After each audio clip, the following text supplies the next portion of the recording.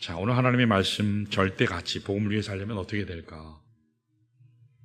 이게 내용이 많아서 이번 주에 그리고 다음 주에 2주간에 걸쳐서 말씀을 나누겠습니다. 수원에 가면 식당 메뉴가 아무거나 라고 하는 데가 있대요. 그래서 제가 이렇게 웹사이트를 보니까 아무거나 하니까 그날 메뉴가 그거예요. 식당 주인이 만드는 게 그날 메뉴예요. 그분 만들고 싶은 대로 만드는 게 그게 아무거나 그게 메뉴라고 그래요. 수원 장항구에 가면 디저트 카페가 있는데 카페 이름이요, 그냥 아무거나, 실제로요, 그냥 아무거나가 있어요. 실제로. 뭐 시간 되시면 한번 가보셔도 될 것 같아요. 서울대 심리학과 교수인 최인철 교수에 의하면 한국 사람들이 식당 갔을 때 한국 사람이 시키는 메뉴가 뭔지 아세요? 제일 많이 시키는 메뉴가 뭘까요? 아무거나예요. 아무거나 주세요. 뭘 드실래요? 아무거나 주세요. 식당 주인이 저희 식당에는 아무거나가 없는데요, 이야기해도 그냥 알아서 갖다 주세요. 그렇게 한다고 합니다. 자신의 먹을 것을 어떻게 다른 사람이 결정해 줄 수가 있겠습니까? 그럼에도 불구하고 왜 이런 현상이 일어나는 것일까? 최인철 교수에 의하면 선택의 고통을 피하기 위해서라고 합니다. 여러분, 선택이라고 하는 것은 누구에게는 즐거움이지만 또 누구에게는 고통이 되기도 해요. 그래서 오늘날 선택 장애를 앓는 사람들이 참 많아요. 선택은 누구에게는 기회가 되기도 하지만 누구에게는 형벌이 될 수도 있습니다. 그래서 그 고통을 아는 사람들이 만들어낸 메뉴가 아무거나. 사실은 이게 음식만 해당되는 게 아니죠. 영화를 봐도 그냥 아무거나 보자. 여행을 가도 그냥 아무 데나 가. 그냥 가. 직업도 그냥 아무 일이나 하지 뭐. 심지어 만나는 사람도 그냥 아무나 만나봐. 여러분, 그러지 않으세요? 이런 모습을 흔히 볼 수 있습니다. 이와 같은 태도는 뭐가 되든 상관없다, 그런 자세입니다. 그러나 과연 이와 같은 애매한 가치관으로 인생을 바르게 살아갈 수 있을까요? 저는 그럴 수 없다고 생각합니다. 우리 인생의 중요한 과제에 대해서는 특별히 선택해야 돼요. 선택을 해야 제대로 된 방향과 함께 내가 책임지고 가는 거거든요. 그래야 올바른 열매를 맺을 수 있고 그 맺는 열매도 극대화될 수 있어요. 오늘 여러분이 인생을 살면서 여러분은 어떤 선택으로 삶을 살고 계시는지 모르겠어요. 또 그 선택을 내리실 때 그것을 결정하는 절대적인 팩트, 그 요소가 무엇인지 여러분 궁금해요. 그게 분명하지 아니하면 인생을 낭비하게 됩니다. 그래서 하나님이 부르신 목적대로 살 수가 없어요. 오늘 하나님의 본문 말씀이 그 사실을 얘기해요. 사도 바울의 인생을 주도했던 절대 가치가 무엇인가? 사도 바울이 바울 되게 한 그 결정적인 절대 가치가 뭔가? 그 내용이 오늘 본문 내용입니다. 사도 바울의 생애를 움직였던 절대 가치 뭘까요? 결론부터 얘기하면 복음이에요. 복음. 여러분, 복음을 쉽게 표현하면 세상 사람들이 알기에, 듣기에 이해될 수 있는 말로 쉽게 얘기하면 어떻게 얘기할까요? 유튜브 아이들도 이해할 수 있을 말로 하면 복음 하면 뭘까요? 청년부 리더들, 학생부 교사들 놓고 제가 복음을 쉽게 얘기하면 뭐 같아? 그 대답을 못해요. 뭘까요? 살리는 거예요. 복음 하면 살리는 거예요. 그래서 복음 앞에는 죽었던 심령이 다시 살아요. 하나님의 복음이 전파되는 예배 가운데 죽었던 심령이 사는 거예요. 살 소망이 없었던 자가 살게 되는 것. 이것이 바로 복음이라 할 수 있어요. 바울은 무엇을 결정하거나 선택할 때 자신의 유익이 우선순위 아니었던 것을 보게 돼요. 자신의 편리를 우선순위에 두지 않았어요. 바울은 어떤 일을 선택하거나 어떤 일을 결정할 때 사람들이 알아줄 것에 대해서 생각하고 결정하지 않았어요. 명성, 명예, 그것은 항상 저 뒷전이었어요. 오직 나의 이 선택이 복음에 어떤 영향을 끼칠 것인가, 저 영혼을 살릴 것인가, 가정을 살릴 것인가, 교회를 살릴 것인가, 그 지역을 살릴 것인가? 여기에 항상 관심했어요. 그래서 바울은 복음을 위해 살고 복음을 위해 죽는다. 이것이 그의 삶의 가치였습니다. 그래서 이 복음이 그의 인생을 끝까지 인도했었던 절대 가치였어요. 지난주에 소개했던 것처럼 앞부분 8절을 보시면 우상에 바쳐진 고기 문제를 다루지 않았습니까? 이거는요, 크게 문제가 될 게 아니라고 말씀드렸죠. 먹어도 되고 안 먹어도 되고, 먹느냐 마느냐 아무 상관이 없어요. 선도 아니고 악도 아닌 이런 케이스를 윤리학에서는 이걸 뭐라 얘기하냐면 아디아포라라고 얘기해요. 아디오포라라는 말은 뭐냐면 중립적 가치라는 말이에요. 아디오포라. 그러니까 선도 아니고 악도 아닌 거. 자, 예를 들면 집 사는 거 선인가요, 악인가요? 집 사는 거 선인가요, 악인가요? 이거는 아무것도 아니죠. 중립적 가치예요. 밥 먹는 거 선한 거예요, 악한 거예요? 전혀 상관없죠. 중립적인 거예요. 선과 악을 구분할 수 없는 경우가 존재하는 것이 분명하죠. 자, 그런데 엄격한 의미에서 중립적 가치라고 하는 것이 존재할까요? 세상에는 중립적이라는 게 없어요. 다 자기의 주관이 들어가 있고 자기가 선 태생부터 서 있는 그 자리에서 항상 영향을 받게 돼요. 자, 그런데 집을 사는 것 자체는 중립적인 가치예요. 아디아포라라고 얘기할 수 있는데, 근데 만약에 그 집을 사는 과정에서 특정 지역에 개발된다는 정보를 미리 빼내서 투기용으로 집을 사면 이걸 뭐죠? 이건 사회 악이에요. 이제 대다수의 사람들은 그렇게 사잖아요. 그렇게 못한 것을 안타깝게 여기고, 그 정보 나한테 가르쳐 줬어야 되는데, 내가 알았으면 좋았을 텐데, 그렇게 생각하잖아요. 여러분 밥 먹는 거 중립적 가치죠? 근데 만일 남이 먹는 밥을 뺏어 먹으면 그건 뭐죠? 악이에요. 탈취하는 거죠. 빼앗는 거지. 그리스도인인 우리는 그러나 달라야 된다는 거예요. 왜냐하면 예수 그리스도라고 하는 절대 가치를 만났기 때문이죠. 우리 인생의 모든 결정은 절대 가치이신 주님을 중심으로 이루어져야 되는 거죠. 세상의 유행이 아니고 세상 사람들이 생각하는 사고방식이 아니고 내 마음 흘러가는 대로 따라가는 것이 아니라 예수 그리스도 안에서 진정한 가치, 진정한 비전을 발견할 때 우리가 그 안에서 달려가면 바른 삶이 되는 것입니다. 자, 오늘 본문에 기록된 사도 바울의 가치관이 바로 여기에 있어요. 사도 바울은 다른 무엇과도 바꿀 수 없는 절대 타협해서는 안 되고 포기할 수도 없고 내려놓을 수도 없는 가장 중요한 절대 가치, 이것을 바울은 복음이다. 이것을 복음으로 봤어요. 우리 다 같이 12절 한번 볼까요? 12절 같이 읽습니다. 같이요. 시작. 다른 이들도 너에게 이런 권리를 가졌거든 하물며 우리 일까 보냐. 그러나 우리가 이 권리를 쓰지 아니하고 범사에 참는 것은 그리스도의 복음이 아무 장애가 없게 하려 함이로다. 그랬어요. 여기 보면 사도 바울의 가슴 속에 품었던 절대 가치 기준이 있어요. 그게 뭐죠? 그리스도의 복음이에요. 내가 당연히 주장할 수 있지만, 당연히 해야 되지만, 성도들이 해야 되고 교회가 해야 되지만,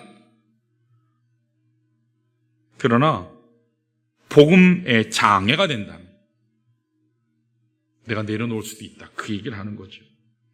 이것이 사도 바울이 고백한 최고의 가치고 절대 가치라고 할 수 있죠. 바울은 이것을 위해 살았고 이것을 위해 죽을 각오가 되어 있었습니다. 이것이 사도 바울의 삶을 형성한 것입니다. 제가 대학원을 졸업하고 연세대학 대학원에서 신학대학원에서 공부하고 나서 유학을 갈까 아내하고 의논하고 준비하고 이제 가려고 했는데 많은 선배 목사님들이 우리 신학교 왔다가 해야지. 그때만 해도 그 인가가 없었어요. 그러나 이 학문적인 수준은 한국 교회에서 최고의 수준이었기 때문에 지금은 그 이후 2004년인가 제 기억에 대학 인가를 받았어요. 그 당시 실질적인 총장이라고 할 수 있는 분이 장두만 목사님인데 박사님인데 그분은 한국 교회가 다 이미 아는 초교파적으로 잘 아는 강해 설교의 대가예요. 강해 설교라는 것을 대한민국에 소개하신 목사님이에요. 85년부터 소개하셔서 그분에게 안 배운 교단의 목사님들이 없을 만큼 대단한 분이에요. 저나 아내도 그 장도환 목사님에게 배웠어요. 근데 그 장도환 목사님은 제 작은 아버지예요. 작은 아버지기도 했어요. 학교에 딱 갔는데 입학 상담을 하는데 딱 들어갔더니 하시는 말씀이 굉장히 무거운 표정으로 앉아서, 제가 저희 집안의 장손이고 뭐 지금은 뭐 그런 의미 별로 없지만 장손이고 또 장족하고 하니까 저를 이렇게 보면서, 내가 자네를 보면 참 구원이 의심스러워. 그랬어요. 너 구원 받았냐? 목사들로 태어났지만 내가 너 어릴 적부터 쫙 지켜봤는데, 초등학교도 같이 살았으니까 내가 너 볼 땐 또 구원 안 받은 것 같은데, 너 하나님 부르신 거 맞냐? 너 소명 받았어? 분명해? 그럼 하시는 말씀이, 웬만하면 목사하지 마라. 내가 해보니까 너무 힘들어. 제가 지금 이 자리에 서서 목사 안수 받은 지가 21년, 2년 차고, 전도사 사역을 한 12년, 그러니까 뭐 4년, 5년 목회하면서, 저도 개인적으로 제 아들, 딸들에게 목회 길 가라, 전 얘기하고 싶지 않아요. 왜 그럴까요?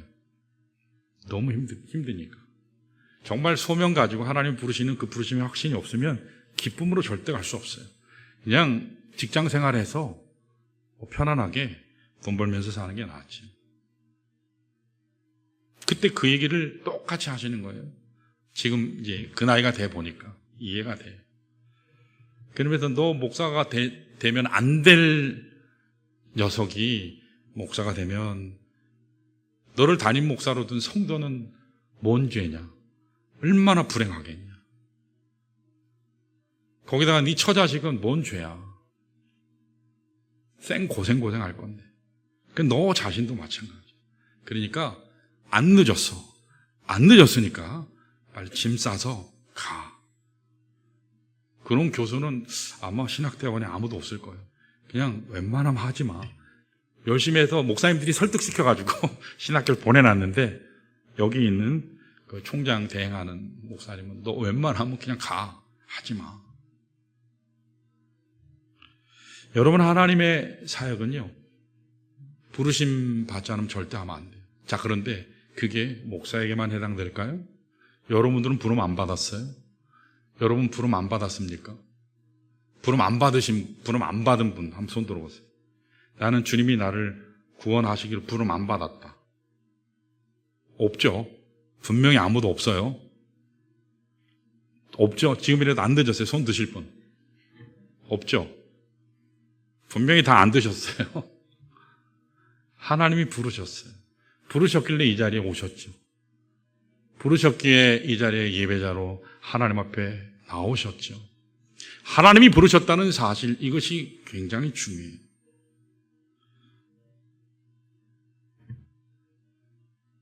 바울은 이 복음을 위해서, 이 복음 최고의 가치, 최고의 절대 가치인 이 복음을 위해 살았고, 이것을 위해 나는 죽어도 살아도 예수 그리스도의 복음을 위해서. 그 자부심이 어마어마했어요. 그것이 사도 바울을 바울되게 한 거예요. 오늘 여러분과 저의 삶에도 이와 같은 절대적인 가치가 분명한가, 여러분 질문하셔야 돼요. 하나님의 영광을 위해서 내가 바른 길로 달려가리라. 내가 아무리 바른 길로 달려가려 해도 시작이 잘못되어 있으면 가기 정말 힘들어요. 오늘 이 시대는 대단히 혼란한 시대예요. 너무 비교군이 많아요. 제가 이번에 다음 세대 생활을 하면서 우리 목회자들, 젊은, 저보다 이제 한참 어린 40대들, 초반 목회자들 이렇게 이야기하는데, 사역 쉽지 않다라는 얘기를 해요. 특별히 부사역자에 대한 이야기. 그게 한국 교회 전반에 그래요. 자, 전에는 내가 지금 여기에서 사역을 하고 있어요. 낮에 사역을 하고 있어요. 그럼 뭐 하고 있어야죠? 교회 사역에 충실하게 해야 되잖아요. 자, 그런데 와이프에게 전화가 왔어요. 예를 들어서 아이가 무지 아파요. 뭐 한두 번 아픈 경우에 정말 급할 때는 가야죠. 근데 수시로 전화를 해요. 오라고. 빨리 오라고. 그러면 튀어가요. 교회 사역을 하다가 튀어가요. 어떤 신문에 그런 게 국민일보에 그런 기사가 난 적도 있어요. 권사회에서 오늘 권사회 예배를 이제 모임이 있어서 예배를 드리는데 저녁 7시에 예배를 해요. 자, 그때 사회하고 찬양 인도할 사람이 없어서 전도사님 저희 권사회에서 예배 드리니까 전도사님이 예배 좀 인도해 주세요. 그랬더니 전도사님이 카카오톡으로 권사님께 이렇게 얘기했어요. 권사님 죄송합니다. 근무 외의 시간엔 제가 가지 않습니다. 칼퇴근 6시. 지금 사역자들은 풀타임을 원하지 않아요. 왜요? 최저임금도 못 받으니까. 그리고 교회에서는 엄청 일시키거든요. 지금은 군대도 그렇잖아요. 부사관들이, 간부들이 아주 생고생하죠. 장병들 눈치 본다 그러잖아요. 지금 교회 사역이 그래요. 미국 같은 경우에도 플로신학교 같은 경우 학생이 들어오질 않아서 목회자 되겠다 하는 MDB 코스에 들어오지 않아서 학교를 축소하고 있어요. 축소해서 땅 팔아서 LA 근교로 이사 갔어요. 플러라는 신학교 굉장히 유명한 신학교거든요. 근데 그 학교만 그러냐? 아니요. 대부분의 많은 학교가. 제가 졸업한 리버티도 가끔 가다 제가 이렇게 들어가서 보는데 교수가 40몇 명이었는데 지금 21명으로 줄었어요. 반으로 줄었어요. 그게 무슨 소리죠? 학생이 없다라는 소리예요. 이게 무슨 소리냐? 목회자 되기를 원치 않는다는 거예요. 이 세상이 하향평준화되고 있어요.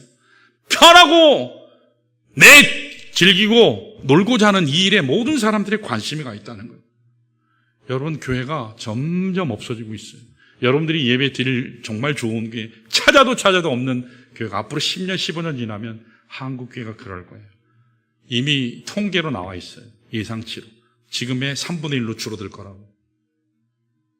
심각한 거예요, 여러분. 나 혼자 예배 드리고 즐기자? 아니요. 여러분 함께 하나님의 사역에 있어서 세상 사람 기준, 이웃교회 기준 따라가는 게 아니라 하나님의 말씀 기준 따라가시기를 축원합니다. 이 세상의 가치는 모호해요. 자기중심적이에요. 하나님의 뜻을 거부하고자 해요. 내 원하는 대로 가고자 해요. 이건 목사조차도 그래요. 혼란한 이 시대에 소위 말하는 포스트 모던 시대에 절대라는 말을 결코 절대 쓰지 않는 이 마지막 시대에 어떻게 여러분과 저는 그리스도 안에서 절대 가치를 선택하고 복음을 향해 끝까지 달려갈 수 있을까? 그러려면 필요한 게 3가지가 있어요. 오늘은 아마 중간에 시간 되는 데까지만 하겠습니다. 자, 3가지인데 따라해 볼까요? 핵심 단어만. 자, 확신. 또 한 가지는 양보. 그리고 마지막은 전망. 전망을 쉽게 표현하면 소망이라 얘기할 수 있어요. 자, 절대 가치인 복음을 향해 살아가려면 모호함의 시대에 절대 가치를 선택하려면 뭐가 필요할까? 첫 번째로 따라할까요? 소명에 대한 확신이 필요하다. 이거 한마디로 얘기하면 따라할까요? 하나님이 나를 부르셨다. 하나님이 나를 부르셨다. 하나님이 나를 부르셔서 여기에 세우셨다. 그 확신이, 확증이 분명해야 돼요. 이게 분명하지 않으면 못 가요. 가다 중도 탈락해요. 그럼 보장해요, 제가. 오늘 우리 인생은요, 우발적으로 어쩌다가 주어진 게 아니에요. 우연히 살다 보니까 만들어진 게 아니에요. 창조주 하나님께서 만세전부터 준비하시고 예정하시고 계획하셔서 보내신 이들이 이 자리에 있는 여러분 한 분 한 분인 줄로 믿습니다. 이 확신이 분명할 때에 누가 뭐라 해도 나는 그리스도를 위해서 살고 그리스도를 위해 죽으리라. 그 방향을 향해 끝까지 달려갈 수가 있습니다. 자, 우리 1절, 2절 한번 볼까요? 사실 오랫동안 바울을 괴롭혔던 한 가지 이슈가 1절, 2절에 나와요. 그게 뭐냐면 사도직이에요. 네가 사도가 맞냐? 사도냐? 항상 반대자들이 사도 바울의 발목을 붙잡으면서 사도 바울이 사역하는데 굉장한 장애를 주었던 것이 바로 이거였어요. 사도직. 바울은 어떻게 사도직을 갖게 됐냐 이거예요. 여러분들이 아는 것처럼 바울은 예수님의 12제자 중 하나가 아니었죠. 예수님 공생의 3년 동안 따라다니면서 배웠던 제자가 아니었어요. 그러니까 어떻게 보면 사도직을 갖는 것에 문제가 있다라고 얘기할 수 있어요. 얼마든지 공격할 수 있고 의심할 수 있는 것이 사실이에요. 그럼에도 불구하고 1절 말씀을 보시면 바울은 자신이 사도된 두 가지 근거를 얘기해요. 우리 한번 1절 읽어볼까요? 같이 시작. 내가 자유인이 아니냐, 사도가 아니냐, 예수 우리 주를 보지 못하였느냐, 주 안에서 행한 나의 일이 너희가 아니냐. 잘 보시면 여기 두 가지 얘기를 해요. 사도 바울이 내가 사도다, 하나님의 종이다, 오늘 얘기하면 목사다. 그 첫 번째 방어하는 근거는 내가 예수 그리스도를 만났다 이 말이에요. 어디서 만났죠? 사도행전 9장에 보면 다메섹 도상으로 올라가다가 주님 만났잖아요. 도상으로 가던 중에 부활하신 예수님을 실제 만났어요. 이게 주관적인 체험이 아니에요. 상상에서 온 그런 체험이 아니에요. 함께 가던 사람들도 실제로 봤어요. 예수님을 내가 만났다. 그 얘기를 해요. 객관적으로 예수님을 만난 사건이에요. 뿐만 아니라 두 번째 근거는 바울에게 있어서 사역의 열매가 있었어요. 그게 뭐죠? 여러분 사도가 되려면 복음을 증거하고 복음 사역의 열매가 있어야지 사도로 인정받는 거예요. 자, 목사로 세워졌어요. 사역자로 세워졌어요. 열매가 없으면 그건 퀘스천인 거예요. 하나님 부른 사람이 맞나? 퀘스천인 거예요. 그런데 여기 본문에서 그 사역의 열매를 뭐라고 얘기했나요? 너희들이라 그랬어요. 너희가 누구예요? 고린도 교회 성도를 얘기해요. 고린도 교회 자체가 바울의 사도직을 입증해주는 근거라 그래요. 자, 2절 한번 볼까요? 2절 읽습니다. 같이. 시작. 다른 사람들에게는 내가 사도가 아닐지라도 너희에게는 사도니 나의 사도됨을 주 안에서 인친 것이 너희라. 그렇게 얘기했어요. 너희라. 다른 사람들은 다 사도직에 대해서 나의 사도직에 대해서 딴지를 걸 수 있지만 왈가왈부 할 수 있지만 너희들은 절대 그럴 수 없는 거야. 왜냐하면 나의 사도직을 인친 것이 증명한 것이 바로 너희들이기 때문에 나를 통해서 하나님께서 나를 사용하셔서 너에게 복음 전하고 구원받게 하고 열매 맺게 했기 때문에 그러므로 고린도 교회라고 하는 열매는 누구도 부인할 수 없는 바울의 사도직에 대한 증거다. 그렇게 오늘 본문이 말씀이에요. 그 3절을 보시면 이렇게 얘기하죠. 3절 읽어볼까요? 시작. 나를 비판하는 자들에게 변명할 것이 이것이니. 자, 저기 변명이라는 말을 동그라미 치시면 저기 변명이라는 말을 뭐라고 해야 더 정확하냐면 변증이라고 얘기해요. 여러분 변증학이라는 거 있죠? 진리에 대해서 어떤 이슈가 실제적인 삶의 이슈가 오면 그것을 합리적으로 논리적으로 답변하고 방어하는 것, 그것을 변증이라고 그래요. 그래서 이걸 영어 NIV에 보면 훨씬 더 잘 번역했어요. 그걸 한글로 쉽게 표현하면 이것이야말로 누구도 시비를 걸 수 없는 나의 방어야, 디펜스야, 그렇게 얘기해요. 더 쉽게 표현하면, 정확하게 얘기하면 이것은 하나님으로부터 주어진, 하나님이 인정하신 나의 방어야. 하나님이 인정하고 계시는 거야. 사도 바울의 이 사도직이라고 하는 것은 고린도 교회 자체가 입증해 줬고 예수 그리스도를 만남으로 입증이 됐다. 그렇게 얘기해요. 이것을 더 정확하게 자세하게 설명하고 있는 것이 갈라디아서 1장 1절이에요. 우리 한번 읽어볼까요? 같이 시작. 사람들에게서 난 것도 아니요 사람으로 말미암은 것도 아니요 오직 예수 그리스도와 그를 죽은 자 가운데서 살리신 하나님 아버지로 말미암아 사도된 바울. 하나님 아버지로 말미암아 뭐가 됐다고요? 종되었다. 그렇게 표현하지 않고 사도됐다. 이렇게 표현하고 있어요. 사람이 뽑아줘서 내가 사도된 게 아니라 12사도가 뽑아서 투표해서 내가 사도된 것이 아니라 하나님께서 하나님 아버지로부터 하나님으로 말미암아 내가 사도됐다.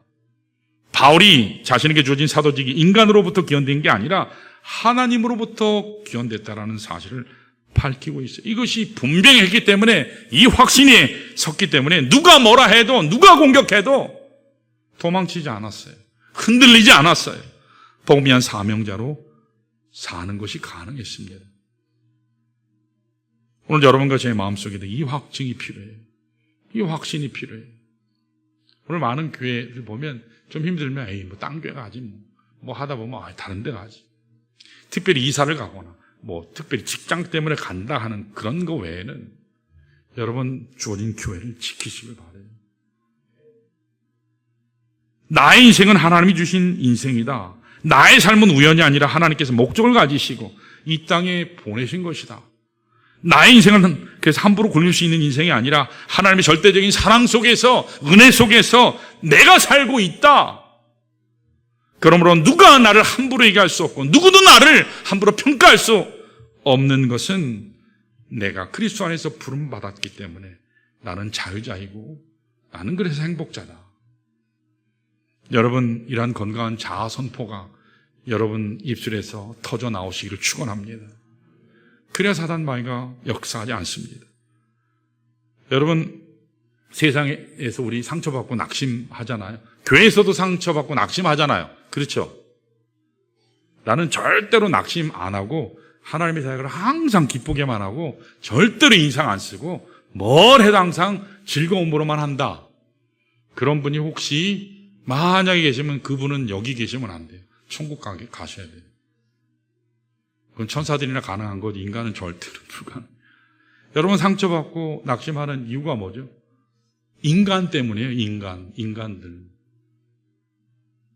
제가 언젠가도 말씀드렸지만 대학교 이사장 특세 때도 오셨죠. 어떤 한 목사님이 이제 사역자가 이제 전도사로 60인가 그때 신학을 마치고 이제 교회 담임 목회자로 갔어요. 신곡인데 신곡에. 근데 많은 목사님들이 축사하시는데 저도 축사했는데 우리 이사장 강효민 목사님께서 이렇게 얘기하셨어요. 축사를 하시면서. 동갑이었어요, 동갑. 이제 목사님은 이제 30 몇 년 된, 이제 새내기로 시작하니까. 아니, 어쩌자고 신학을 하셨냐고. 그냥 집사로 충성하시다가 주님 부르시면 가면 되는데, 왜 힘든 목사가 되셨냐. 그러면서 그러나 하나님의 귀한 복음을 전한 이 일은 가장 가치 있는 것이기에 정말 축하한다. 그러면서 하시는 말씀이 목회에 대한 얘기를 하셨어요.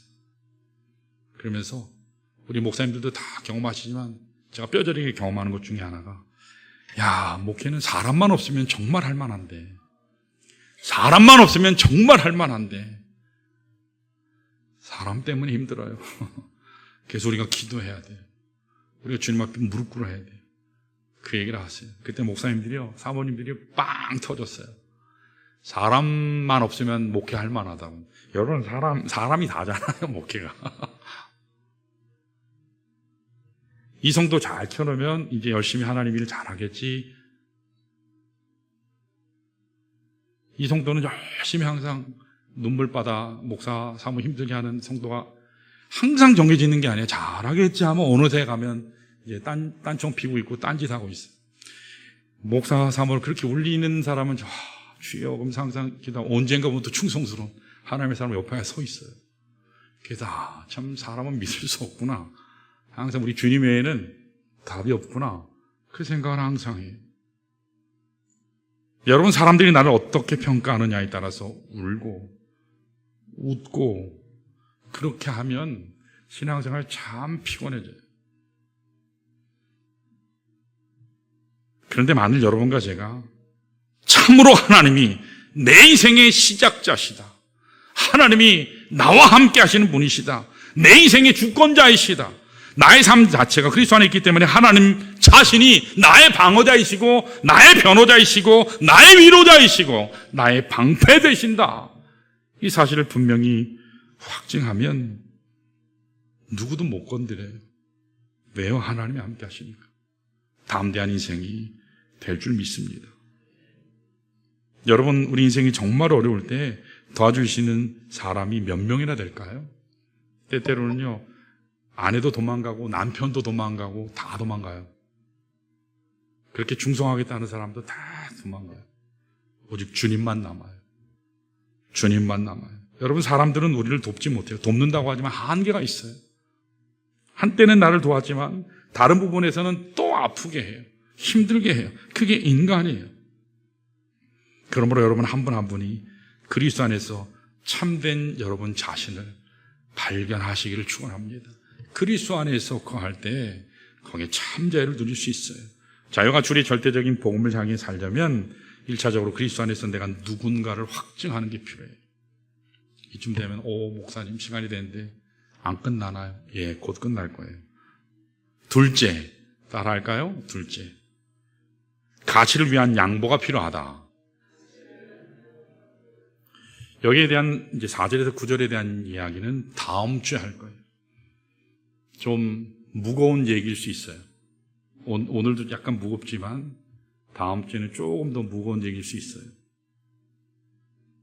여러분, 여기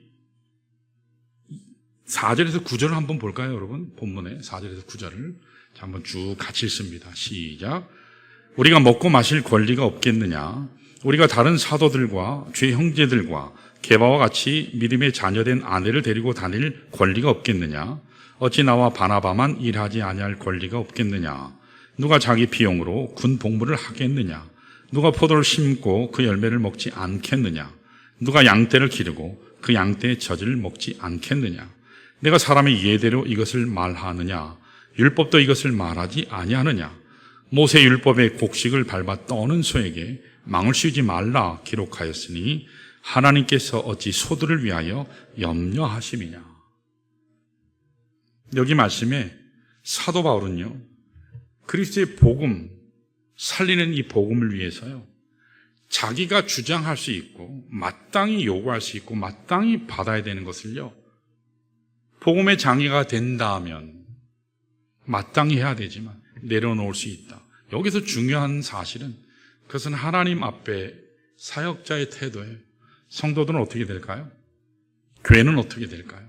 마땅히 해야 돼요. 마땅히 해야 돼요. 근데 교회는 그걸 점점 안 하려 하고 있어요. 한국교회 전체가 그래요. 자, 여러분, 특별히 수천만 원 사례비 많이 받는 목사님은요, 10사람도 안 돼요. 나머지는 다 고생해요. 거의 조사해보면 극빈자 해당 다 돼요. 그래서 국가에서 주는 모든 혜택을 다 누릴 수 있는 것이 목회자들이에요. 여러분, 그건 굉장히 비참한 얘기예요. 오늘 한국교회 상황이 이래요. 그러니 누가 헌신하겠습니까? 오늘 우리 교회도 앞으로 헌신할 사람들이 생길 건데 심각한 거예요. 여러분, 우리 교회가 주님 오시는 그날까지 있기를 원하십니까? 있기를 원하시면 여러분, 하나님의 말씀 가운데 함께 가는 것이 굉장히 중요해요. 실제적인 헌신, 실제적인 희생, 실제적인 수고, 사역자에게, 목회자에게 분명히 하나님께서 요구하시고 하세요. 근데 성도들도 똑같이 요구하면 안 돼요. 교회도 똑같이 해야 돼요. 하나님 앞에서 실제적인 수고를, 실제적인 헌신을, 실제적인 희생을 감당할 때 하나님의 교회가 함께 갈 수 있어요. 그래야 지치지 않습니다.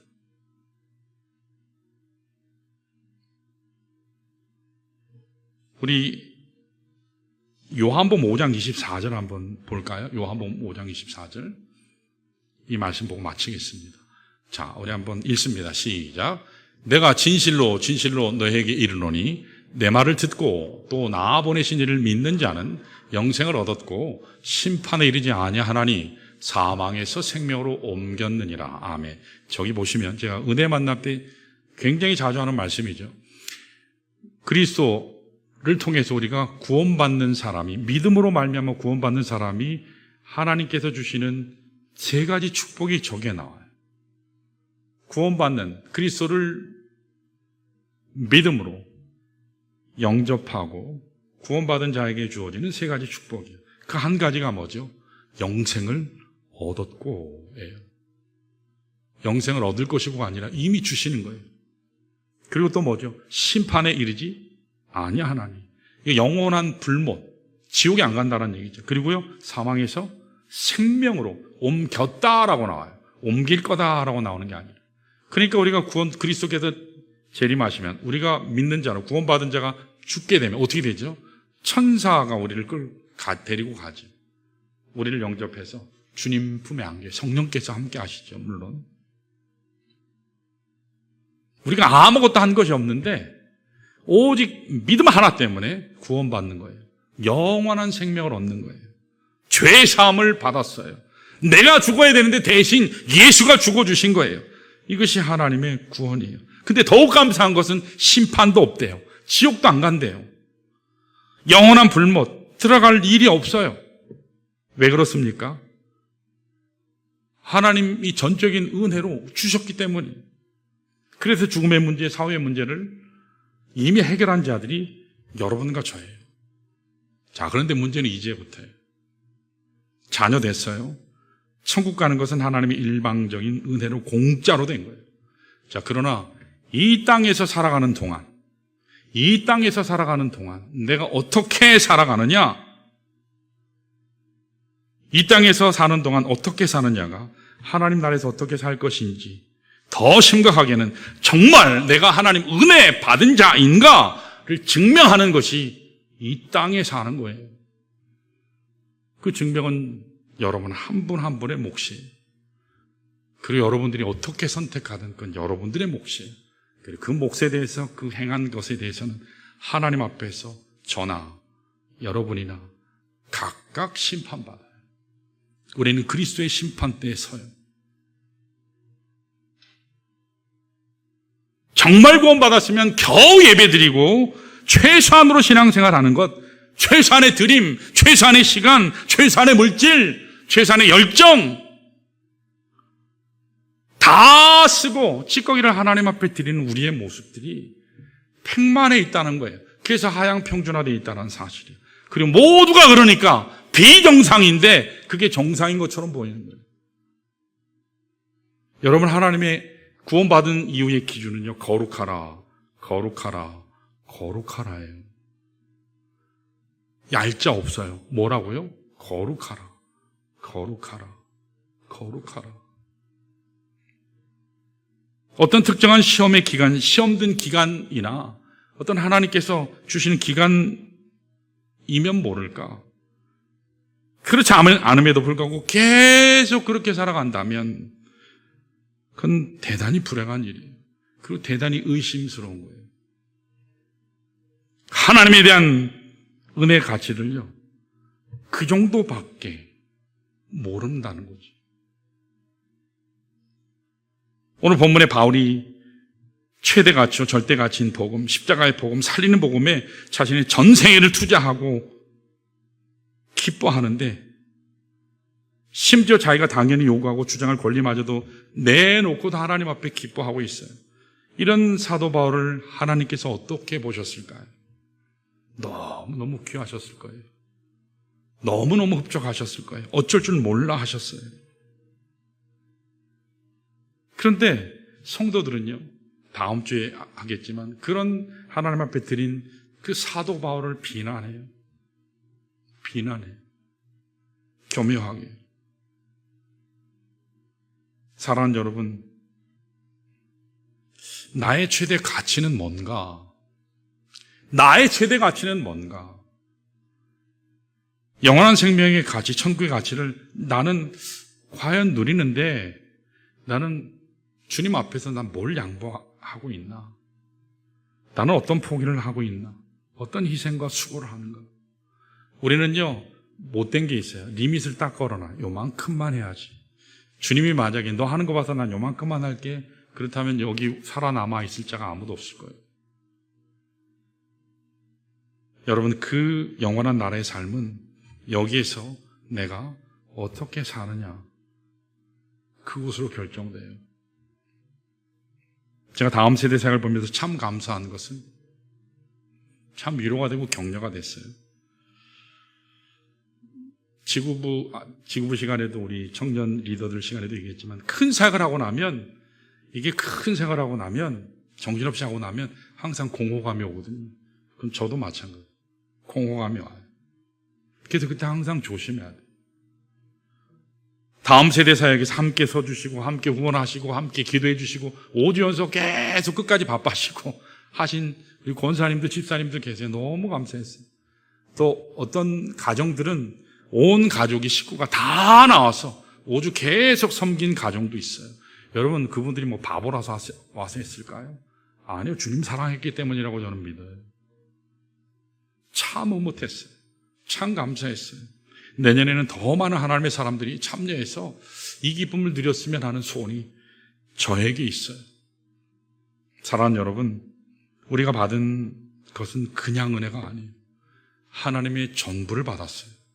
그 전부 받은 은혜, 영원한 생명을 받은 그 은혜, 영원한 불못에 가는 그것을 면제받은 그 은혜, 실제로 이 땅에 살면서 여러분 그것을 감격으로 여러분 누리실 수 있으시길 바랍니다.